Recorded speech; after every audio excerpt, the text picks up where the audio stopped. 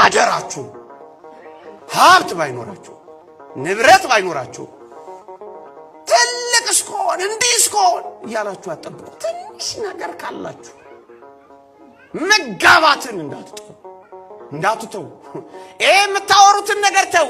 ሚስት እንደዚህ ባል እንደዚህ እኔ አልለውም። ለዚህ መድረክ አይመጥነንም።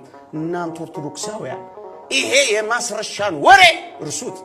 የሰይጣንን ሾክሾክታ እንዳትሰሙት። ሌላ ነው የኛ አይደለም። ሚስት ዘውድና ባልሽ ክብርሽ ነው። ይሄን ነው መጣም። ይሄ ነው ወንጌል። እንዳትጠሉ ወጣቶች።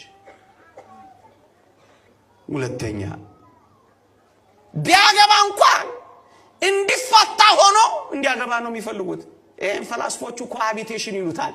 ተካቶ መኖር ብለው ተርጉመውታል።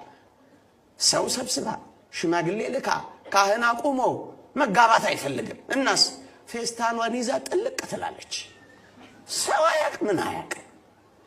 ያው ቀለል ያሉ እኔ ቀለል አድርጌ ነው ፌስታል ልጄ ነው መገባው ትላለች። ውሸቷን እኮ ነው። ለምን እንደሆነ ታውቃላችሁ? ትንሽ ካላማራት ሰውየው ፌስታሏን ይዛ ሊወጣቸው ፌስታሏን ይዘው ልቅ በሶስት ቀኑ ለምን አይሆንም? ሰው አላያት ምን አላላት? ምን አጨናነቃል? ካሜራ ከተገጠመ ሽማግሌ ከተላከ ካህን ከቆመ ቁርባን ከተዘራ ትንሽ እንኳን አይከብድም። የሚቆሰቁስ ነገር የለውም። ይሄን ሁሉ ሰው እንዴት ረግጣ ትሄዳለች? ለዚህ እኮ ነው ተካቶ መኖር ሹልክ ውልቅ በቃ ናቸው። እንደዚህ እንዳታረጉት።